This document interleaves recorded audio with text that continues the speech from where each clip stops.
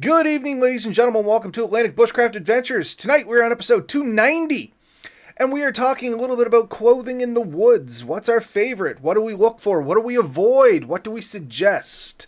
These are kind of my thoughts on this, but truthfully, Ben, this is your topic. So why don't you lead us in here tonight? Give us kind of what you're thinking on here, and then we'll jump right into discussions as we normally do. Yeah. So first off, this for me is not about brands or anything like this. It's just what type of gear am I taking in when I go, and why have I chosen this gear? Um, and I think that's the important thing to understand, because a lot of it does have to do with comfort and functionality, and there is a certain level of aesthetics involved in this. As much as I like to think I'm not driven by aesthetics, there is some things I enjoy the way it looks, feels, or that I feel like it conveys the mood or need or want I have when I'm in the woods. So these are surprisingly more important than I would love to admit. So there are certain things that I take, but I know a lot of people like they look at it and say, "Oh, that's this type of person's style or that person's type of style." But in the end, what am I wearing? What am I taking, and why do I take these things?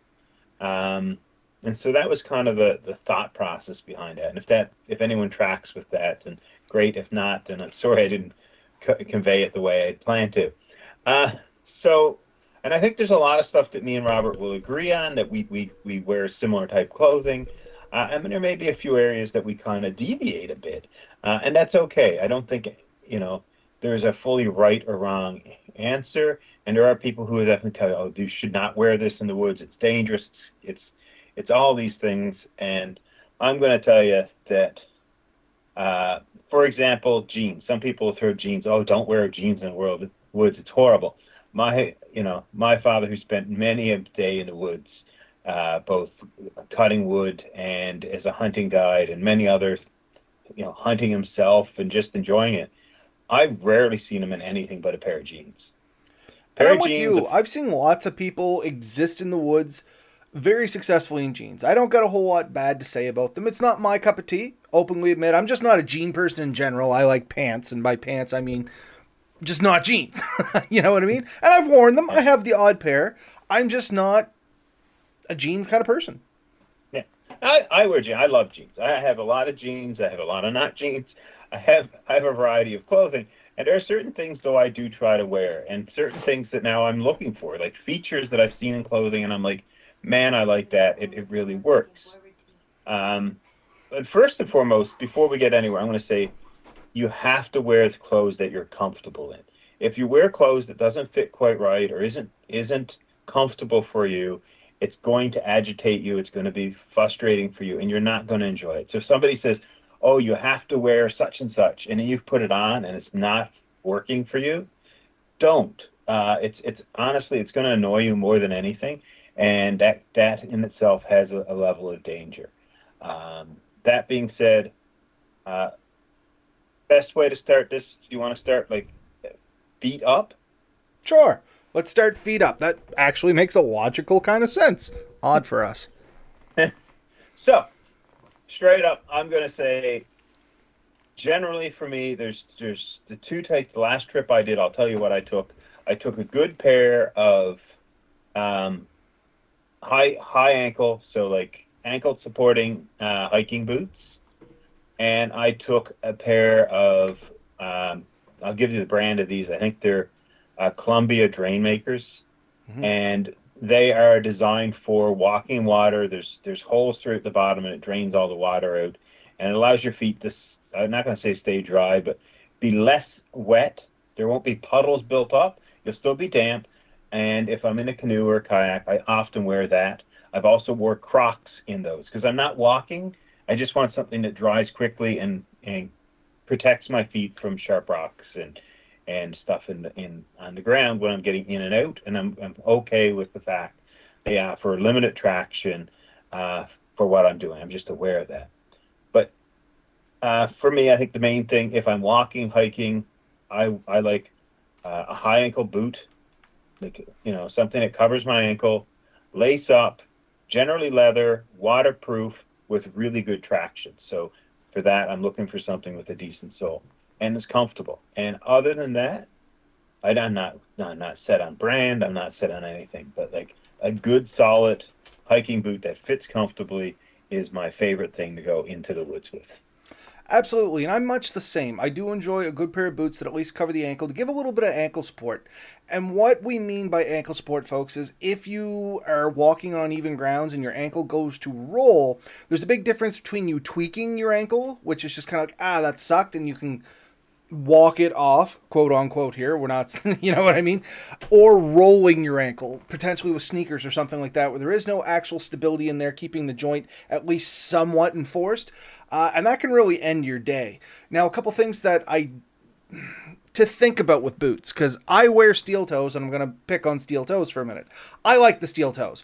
But if you are on climbing, like if you're going up elevation or something like that, going to be walking on the balls of your feet a lot, steel toes may be something you want to avoid. I know when we worked with Natural Resources here in Nova Scotia, we use steel toe boots because we don't have a lot of high elevation places. But as you go towards west, towards your area, Ben, a lot of the wildland firefighters, they don't allow steel toes simply because if you are climbing elevation a lot, that steel can come separated from the boot and it can actually start wearing on the tops of your toes and create a lot of blisters and uncomfortableness. Now, mileage is going to vary. You know what I mean? And it's just something to think about, folks, and that's all I want to point out on that. Otherwise, like I said, I wear steel toe boots. I haven't had a problem with it in the woods. Now, here's something for you, Ben. Or actually, let me finish my thought, and then I'll jump back to this. When it comes to water shoes, I agree with you. I like a water shoe that's going to be secured on my foot. Not necessarily a water shoe, though I do have a set. Even what I call the dad sandals, like the pair of sandals that will have the Velcro that goes over the foot as well as like behind the heel and kind of locks you in so it's all attached to your foot, versus like flip-flops or sandals or something like that. I'm not a big fan of those for any kind of activity outdoors, simply because if your foot slips out, it's got nowhere to go but the ground. And even around the beach, I hate wearing sandals that don't attach to my foot. Like the only time I wear sandals, and I will literally show you folks, I wear them inside for slippers. That's it. I wear a pair of sandals for slippers. That's the only time I wear sandals. I don't wear them outside because I don't like the idea of my foot falling out of a pair of sandals. And people will argue with me. This is what they love. I'm not here to argue the points, just food for thought.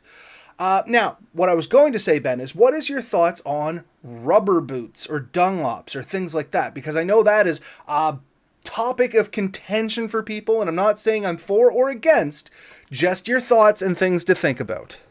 So, a couple things. You will never catch me wearing slides like you just showed. It will not happen. If you see me walking with slides like that, it is an imposter. You can shoot me right away. Don't worry about it. It's not me.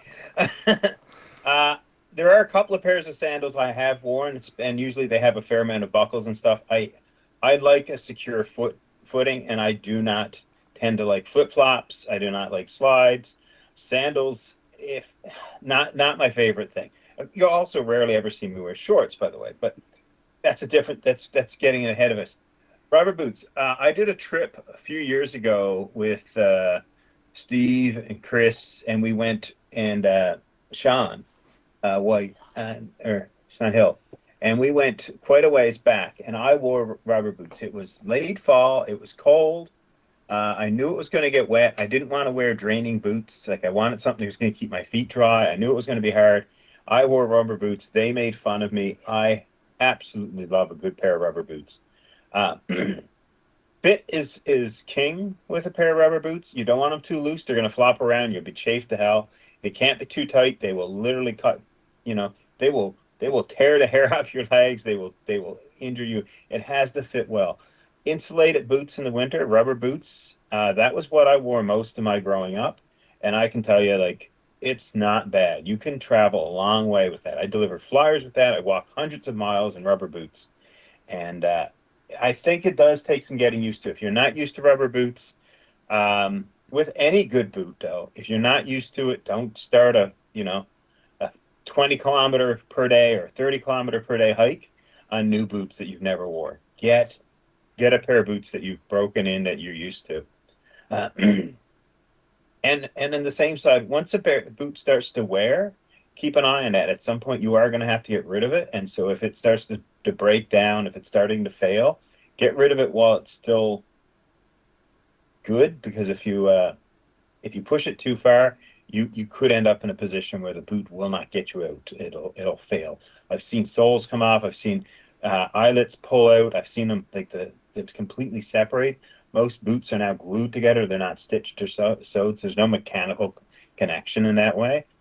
So keep an eye on your boots, and as they start to fall apart, swamp them out, and probably always have a pair broken in as the old ones are failing, so that you can switch to them. If you're a long distance hiker, that may not be a possibility, and at point you're going to have to go to a new boot from an old boot. That's like the APC or something like that, or the PTC. But no, rubber boots for me, depending on the trip, absolutely. Yeah, and that's the thing. This is all I wanted people was to be thinking about. It's neither good nor bad. It's how you use it. Now, myself, I am not so big on the rubber boots. And granted, growing up, 90% of the times I wore cotton boots, not winter boot or rubber boots. It's just happened to be I had cotton boots. I always wore or worked a chainsaw, so the cotton boots just kind of replaced the rubber boots in my instance. And Steve chiming in over here, which is funny enough because I hear them called this all the time. I wear Dunlops, steel toe rubber boots year round, Nova Scotia cowboy boots, and they are very popular over here on the East Coast. And I like a good set of Dunlops. Now for me, for rubber boots, I go with a rubber neoprene hybrid. Only because for me with rubber boots and the problems I have as I've gotten older is my feet are shaped like potatoes. For how long my feet are versus how wide and how big my calves are, they almost don't make a rubber boot that fits me. I got a 10.5 foot that's 6E, and they don't make a calf big enough for me to get my calves in. Because I have rather large calves for an individual my size. Like, I am not 6 feet tall. You know what I mean? I'm just very weirdly proportioned. And that's a problem I've always had. As I crossed 16, my calves just got too big. I played rugby. I worked in the woods. I always had very large calves and small ankles, which is the other weird thing. And I just couldn't find anything that fit. So I ended up trying on these rubber neoprene hybrids, and I absolutely love them. The only downside that I have to them, they don't offer a particularly good ankle support. So I do watch myself on them. But I wear them year round, like where it's neoprene and rubber. As long as you're moving, your feet don't get cold in the winter. Now, if you're standing around, they are uninsulated. They can potentially get cold. But I mean, I've worn them during ice rescue, and my feet don't get cold, and they're still 100% waterproof, but they have that stretch factor because of the neoprene. That's just a solution that worked for me. So if anybody else out there is in the same situation, they're a great thing to look at. They don't have as good a sole as a good set of rubber boots like Dunlops or other things like that Ben was mentioning off, and they don't have that ankle support. But for me, it's a good trade-off because at least I can get a rubber boot on. And it's the same type of rubber boots that I wore when you and I had gone boating that time. But yeah, just another thought on that too. No. I think there's the brand name that does that is Bogs. They do a really good. It's similar to a bog, but an actual bog boot did not have the stretch that these neoprene ones I get now. Believe it or not, I just bought a set and it was just from Canadian Tire. And this time around, it was just Outbound, which is, it's like their generic kind of name stuff. It's not high end at all. But it works really well, and I can't remember what the brand name was of the ones I had previous to that, but they're basically mates of each other. But the Bogs themselves had rubber that kind of went up the sides, and it didn't allow the stretch. These are 100% neoprene, basically from the ankle up. Yeah. So if I'm doing a lot of bog traveling, like bogs, marshes, swampy areas, regular hiking boots don't tend to cut it. You're going to get wet and soaked. I like to keep my feet dry. I've said it to people, like, I am a little obsessive over my feet. I work really hard to keep my feet in good shape. So the last trip I did, every time I switched from boat mode to hiking mode, because we were doing a lot of portages, I took the time to dry my feet off and put my hikers on and take my drain makers off.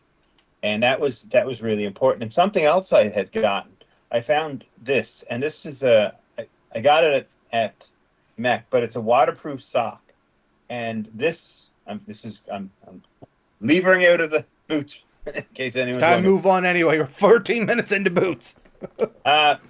These waterproof socks, this particular brand I think was Bridgedale, but I found there's a few online. I'm planning on ordering some more because they were so wonderful. I was able to wear these and like step into the water, and my feet stayed relatively dry, if not perfectly dry, and they had a little bit of cushion to them, and they still seem to breathe somehow. They're not a neoprene per se, but it's an interesting thing, and I absolutely love this. This was probably my favorite luxury thing that I took.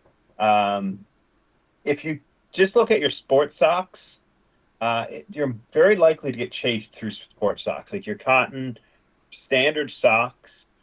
They don't do a lot to protect your feet. Um, and in the military, I was taught to use wool socks, and some people said, "Well, wool socks make my feet itchy.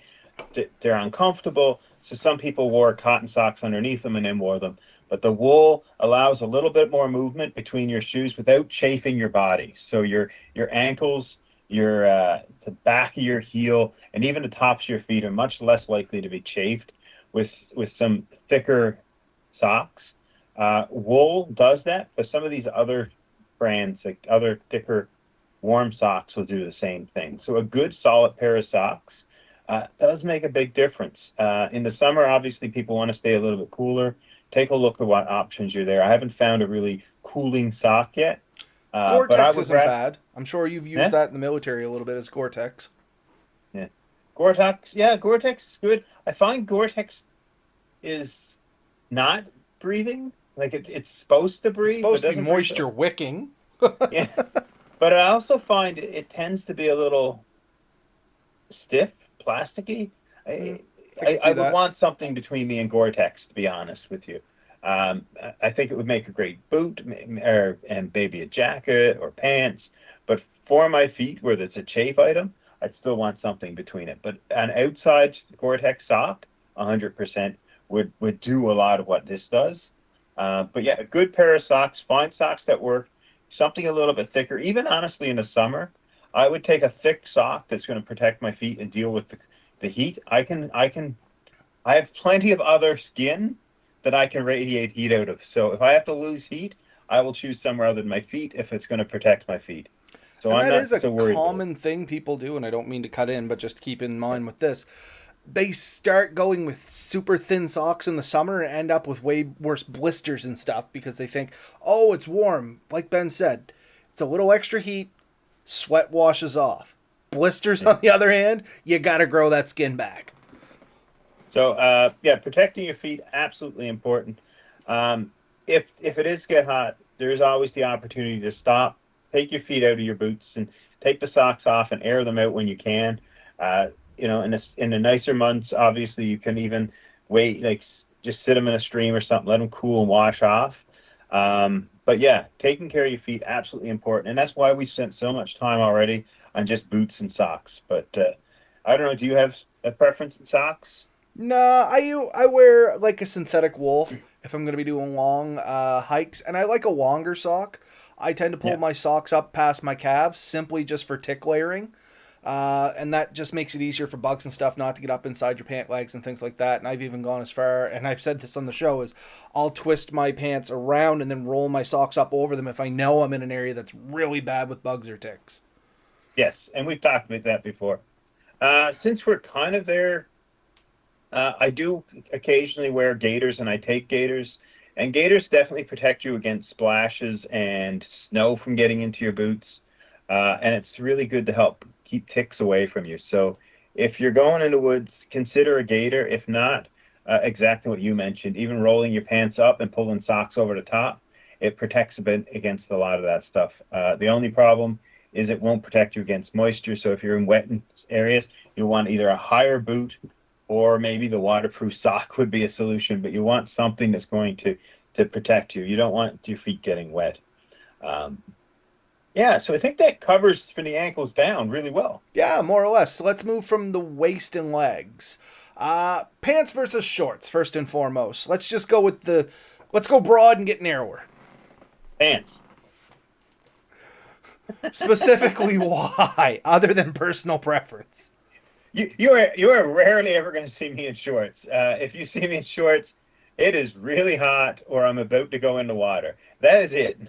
And even then, I can go without the shorts. So I won't go swimming in pants. But no, for me, it has a lot to do with protection. It has nothing to do with modesty. I don't think I'm modest in any way, shape, or form.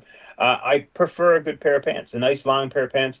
When I do want something that might allow the option of shorts for cooler, zip-off pants are my preference. I look for a pair of pants that dry quickly.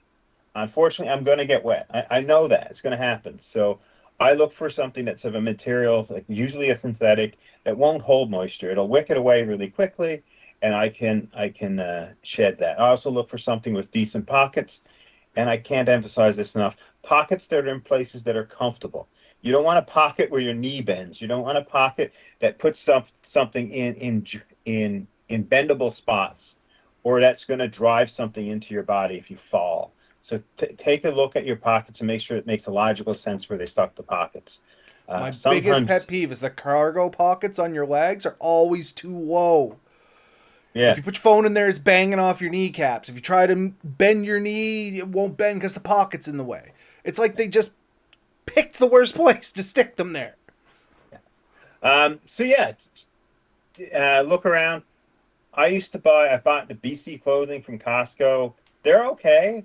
I've bought high-end ones from like Mark's Work Warehouse, 80 to like $150 a pair.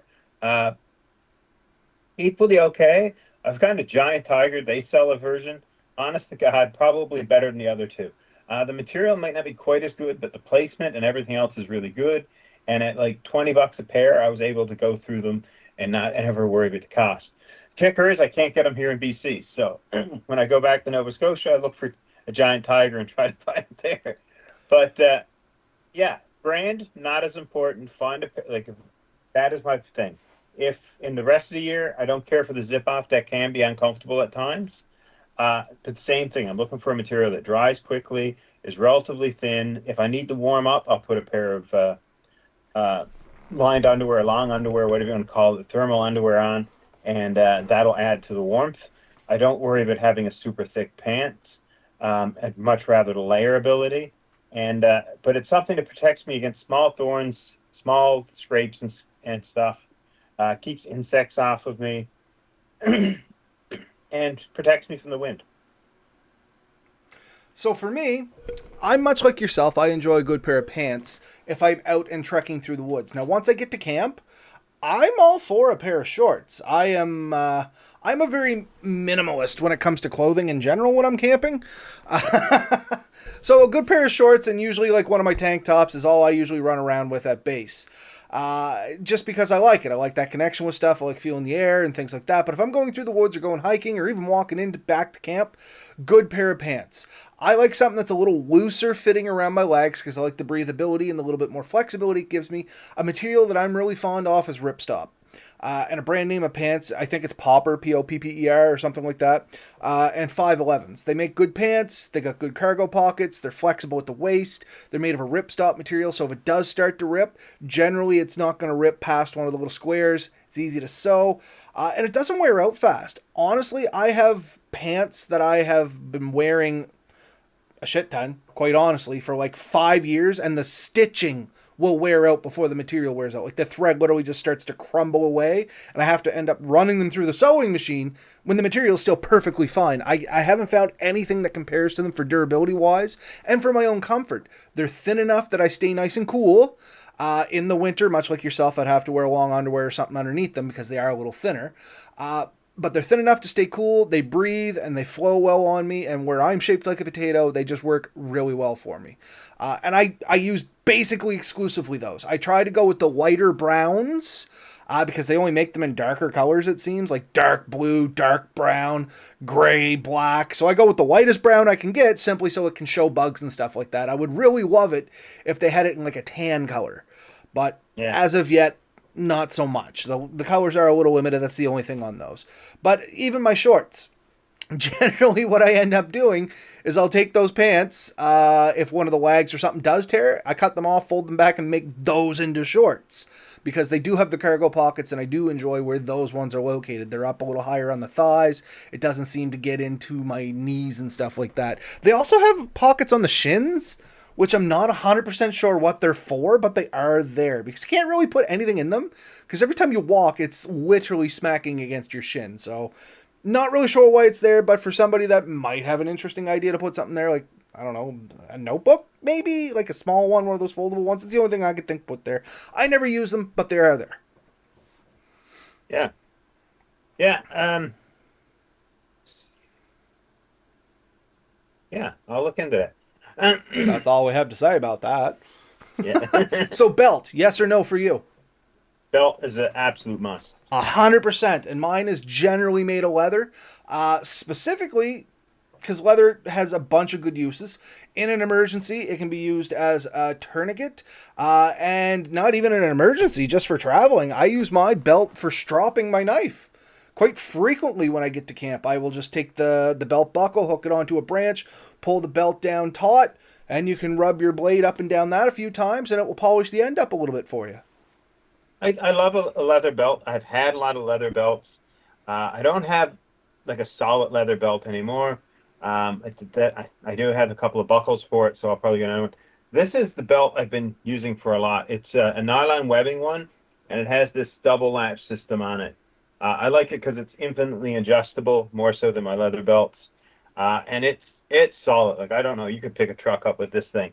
Um, but I mean, I use a belt because a lot of stuff I hang off my belt. My knife is hung off my belt, but there's other equipment that sometimes gets put in there. So a solid belt, like you said, it could be used for things. I'm never a fan of a tourniquet, but honestly, you could use a belt in a place of a tourniquet. You could use it to strap something together. It can be used for a lot, but it keeps my pants up, which is a vitally important task. Uh, And we're all thankful I've for that. We are all faithful for that. Anyone who's tried suspenders, they're surprisingly nice, but you can't hang anything off of them. No, and So, you know what? I don't like the way. I have tried suspenders. I don't get anything against suspenders. yeah, Maybe if I had more experience with them. I find they just hold my they look pants like up a little old too people high. stuff. Then you've overly tightened them. But no, I've had a couple of pair. I bought a pair for Halloween one year, and I said, man, like I could get used to this. And there's a different feel to it, but honestly, I'm not an overly suspender guy. But it is an option for those who don't like uh, belts. But no, for me, I do wear a belt. I like a belt. I have a variety of belts. I have like a really lightweight, flexible one. This has some like spring to it. I paid a bit of money, Arcane, for this. It works decently well. I do find it slips sometimes, so it gets loose over the day, and I have to readjust it. But other than that, solid option too. But a good belt, I always have. Um, yeah.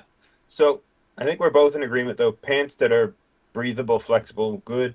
Belt loops are a must. Like, I don't know if I would own one pair and it's not. You want something that's comfortable, not too tight that you can adjust. A belt gives you that ability to, even if the pants are a little loose, to keep them up. So 100%. Next, shirts. So I am pro undershirt. I generally pack in layers. Not that, I say it's a requirement for everybody. I like it because it gives me an additional layer and, in a pinch, mobile toilet paper. And people are laughing, and I see Ben laugh at this too. But you know what? No, It is no. way easier to give up an undershirt than one of your socks or the sleeve off a t-shirt. That's all I'm going to say. Yeah, I'm not. I don't wear undershirts. Maybe I should. People have said that it's great. It's not something I've never really done. I do find the Knee pads. undershirts and even t-shirts sometimes are uncomfortable. For me, I mean, day to day, I wear a cotton shirt generally, or some kind of cotton polyester blend. But when I go to the woods, I find one that's more of a synthetic, breathable, light. Um, Again, I do like one that the sleeves are meant to roll up, and a lot of them I find if there's a strap that goes over or a button or something that holds it up, Hmm. I really like that. So it's a feature I look for in my shirt, something that I can turn quickly into a short sleeve or a long sleeve, in especially spring and I fall. hardly ever keep long sleeve shirts down around my arms. Yeah. And I tend to have a button up for whatever reason. But I do have a couple that have like they're more of a pullover, and I kind of like the ones that have the holes for your thumbs on occasion. So there's a couple designs I found that seems to do. But either way, something that's breathable that keeps me warm and that I can layer. So usually I'll have a tighter one that I can put another shirt over if in the winter, and in the summer it's just one solid shirt. Um, and if it provides, UV protection, that's great. I look for something that's really going to do that. And pockets. I always like a pocket, at least one, so I can throw things. And now I see it's going to be more important is I'll need to carry glasses if I'm doing anything of great detail. Uh, Nothing, are just reading the you, comments. RM shoots. Shirts must be long sleeves, and the sleeves must always be rolled up. And I'm thinking, yeah, I can relate to that. Like I said, I love a long military. sleeve shirt, but I never have the sleeves down. So when I was in the military, like your military shirt, and that's probably where I'd base a lot of my thought off of. We rolled those up all the time. That was, and there was a way to do it and all that. And I love the pockets in it. You could always carry stuff in it. I love a good shirt with pockets and adjustability for things like that. A good, good breathable shirt is important. Um, we're going pretty fast. Hats. Hats. I am very pro hat, and anybody that's ever seen me in person knows that I wear a very wide brim hat. It's sitting out in the sunroom. I could probably go get it, but I assume you got one right there anyway, Ben. I seen you turn around. I probably do. That's not the one I quickly grabbed. See if I can find it. But in Yeah, any case, I think we're both going to agree we're both pro hat. Keeps the sun out of your eyes, keeps stuff from going down the back of your neck. Though counterproductive, or seems counterproductive, it will keep you cooler. Yeah, something very similar to that. Mine just tends to be a leather hat, different materials. As long as it covers your head and provides a little shadow, I think it's A1.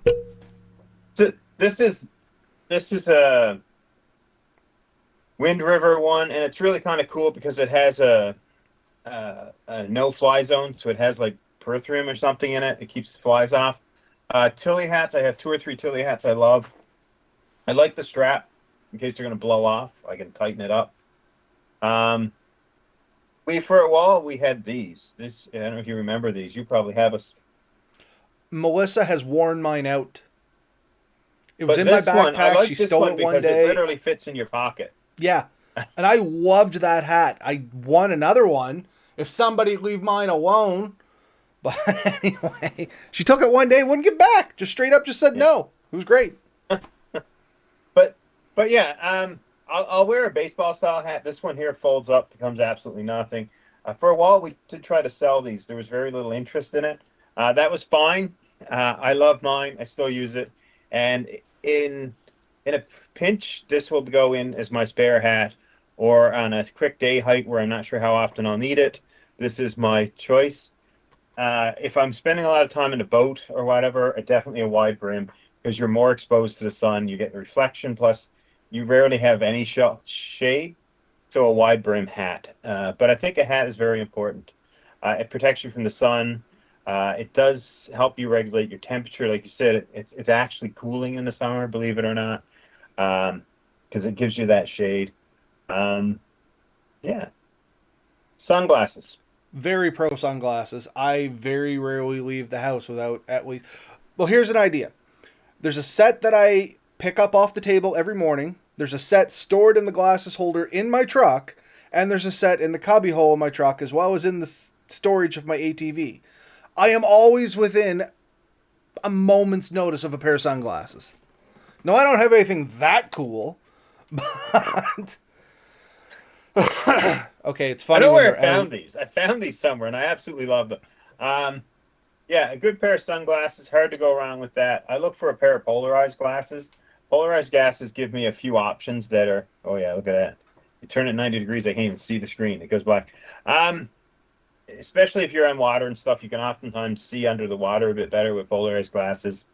But a good pair of sunglasses is very important to me. I did not take any on my last trip, but fortunately it rained 5.5 out of 6 days, so it was never a need. They did make fun of me for forgetting to take it, but it was never an issue. Uh, I still wear my sunglasses even when it's cloudy, and especially in the wintertime. A lot of people tend to take their glasses off in the winter. It's probably more important to wear your glasses during the winter or around the water, like Ben was saying, simply for reflections. so, I mean, we covered a lot. That's the only other thing I'm going to throw out there. Um, Neck protection, I do have like a handkerchief type thing that I can wear around my neck, or scarves, especially in the winter. I'm a fan of scarves. I've gone to the dollar store and I found that they have these scarves that are size of blankets, and they're super warm, and I absolutely love them. I can actually cuddle up under one. So it doubles as a blanket in an emergency. So I take that a jacket. What are your thoughts on jackets? Like I know everyone's pro jacket. What are you looking for with a good jacket? So I I have different thoughts on jackets. I layer up a lot. So for me, I have a Hallie Hansen jacket that's not super thick, but it's incredibly warm. So with an undershirt, my thermal shirt, and a t-shirt or a long shirt like this, and then my Hallie Hansen jacket, my orange one, I'm pretty much warm, but I don't stop moving. If you stop moving, it probably wouldn't keep you warm. A lot of the stuff that I wear is really good for me because I'm very active, I keep moving, and it regulates my body heat. Now, for something that just, if you're going to be standing around a lot, uh, puffer jackets and good down jackets, you can't kill those things, but the durability's not there. You know what I mean? So I tend to go for something that's a little more durable. And maybe not as high on the warmth scale, but the warmth scale never really bothered me too much because I run warm for one. I don't even put a jacket on until around -10. And where I'm moving, I don't need a whole lot of bulk to keep me warm. I tend to keep myself warm, and it just kind of traps that residual heat against me.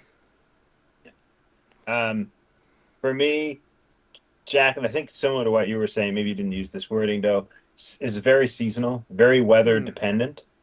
I do have puffy down jackets. I got some nice ones that I picked up. Also vests. I've got puffy vests that I've used. Not ridiculously puffy, but like with a layer of down is probably my favorite.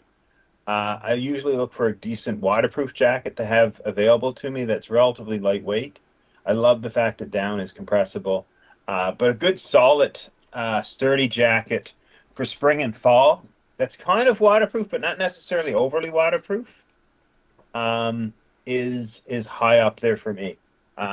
There's a couple that I really kind of covet or I'm looking for a good replacement for, and that would be sort of like is it the duck? Is that the material where it's like a waterproofy cotton?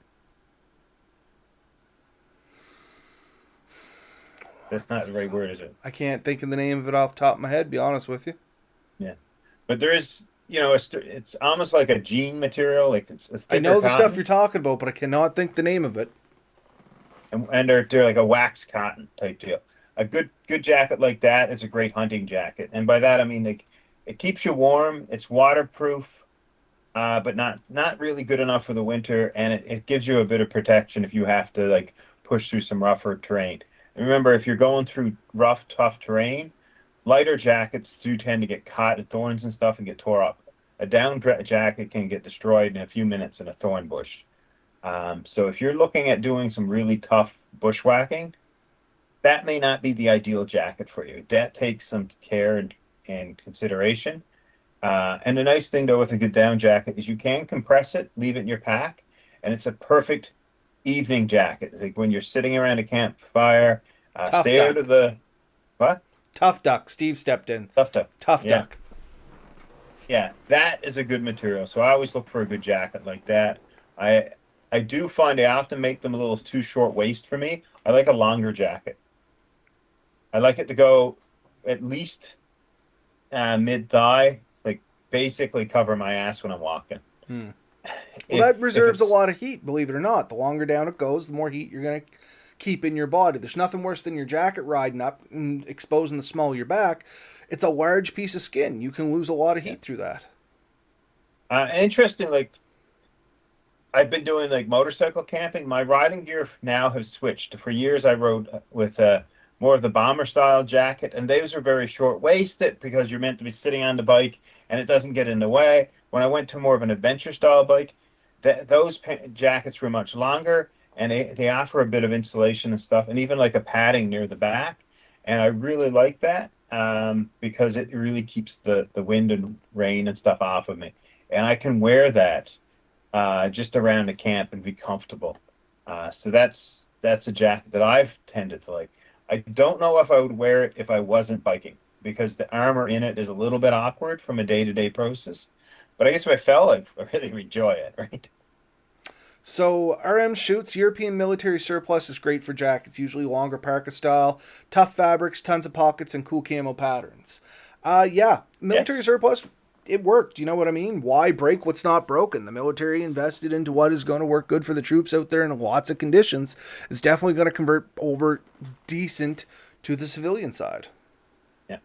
I uh I don't mind camouflage, but I don't always want camouflage. And one of the things that I have struggled with is it is hard, is oftentimes the best gear will be camouflage. So I went hunting one time and I found a pair of fleece lined overpants that you could wear in the winter, or like, and I wore them for a whole hunting trip. Absolutely loved them. They were super comfortable. They were nice and warm. They were water resistant to the point that it was really impressive. And it was full camo, and I kind of wished it wasn't quite as camo because I was hunting and I had to wear a vest anyway, so I Hmm. kind of wished they had been a bit brighter. But that was the best pair I could find, and I don't mind a camo. It's just in that particular instance, I would have liked to not have to wear the reflective vest over the top of everything. Oh God, I'm going to brutalize this word. The Bunsweir parka was my gateway drug for mill surplus coats, and it's kind Mm. of like recycling too. And that is right. You know, military surplus a lot of times that is just stuff that's going to go to waste eventually. So pick it up when you can. I got a lot of stuff from surplus. Believe it or not, I used to go for the cook aprons. The military had the best cooking aprons. When I was a cook, once upon a Right? time, now we're talking 20 moons back, they had this very specific type of apron that I loved for cooking. It just fit me well, and when I get cooking on the barbecue for a bunch of people or something, I still like a good apron. And the military surplus had the same ones, and I ended up picking like 6 or 7 of them up from there and love them. Yeah. Combat boots were a favorite for mine for years. I still high recommend, especially for beginners, if you're looking for your first good hiking boot, a good pair of combat boots is hard to go wrong with those. Um, so military pants, breathable, good pockets, usually good location. Even their shirts, similar, breathable, dries well, good pockets. I think Melissa actually has a surplus military shirt that she wears as an overshirt when she goes into the woods. Yeah, Absolutely amazing. It's got like 6 pockets on it. It's fairly light, but super yeah. tough. And even the pockets tend to have compartments in it meant for magazines, but you can line them with anything you want. So always a good deal. If you're on shore and you have a military surplus nearby, it's a good place to get a start, and it's usually relatively affordable. And if you compare it to like the 511s, I think you mentioned Yep. earlier, you can get yourself fully outfitted for less than one pair of 511 Oh yeah, boots. 511s are ridiculously expensive. Even those popper ones I'm talking about are like $60 a pair. Yeah, Hey Matt, and welcome to the show, man. You made her just as we're about to sign off, but thank you for joining us as well. As well as a good shout out to everybody else that's there too. Steve, the Drifting Spore, joining us as normal. Be sure to check out his YouTube channel, the Drifting Spore, there on YouTube. RM Shoots, you can check out their YouTube channel. And we have Matt Wosley joining us here. There's 5 people online, so I'm not sure who the other folks are. If they chime in, I'll be definitely sure to give you a shout out. But you can't get a shout out unless you actually chime in. and the only other thing we haven't really mentioned, I almost always carry a pair of gloves, Yes. whether it be like a work glove or a leather glove.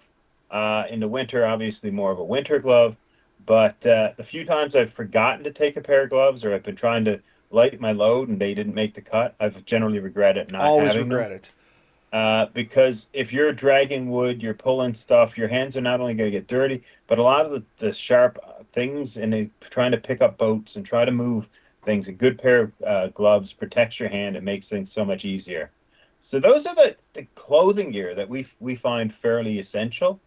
We could do a whole other episode just on nightwear. Oh, Um, absolutely. so I think we've really covered the subject, but highlights for sure. Make sure you find something you're comfortable and happy with that's generally breathable and dries quickly. If you're in the woods, you're gonna get wet at some point in time, and if you can dry that clothes quickly and easily, it saves you a ton of energy. So keep that in mind.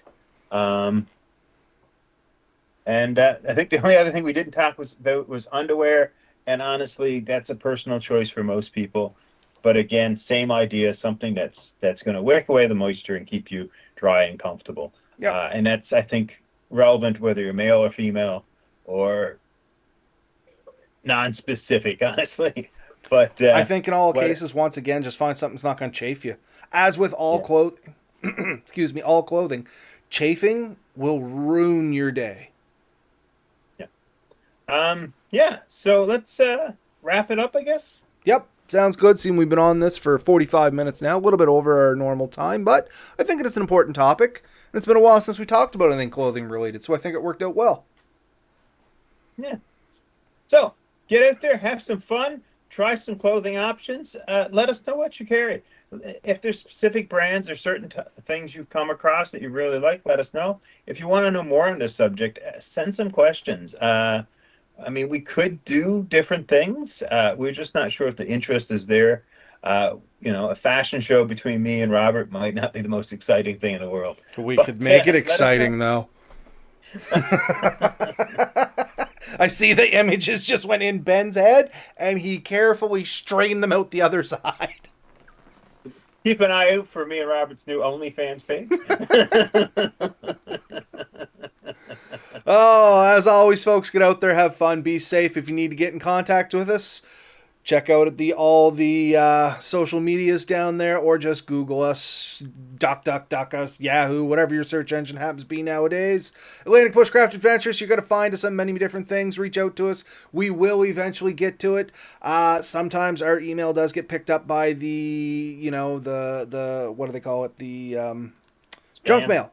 Sometimes goes to junk mail. But I do take the time to go through those one at a time. Last time I checked it, we had over 1,200 junk mail in the email box. I took an hour today and went through about 300 of them. I am slowly getting through them.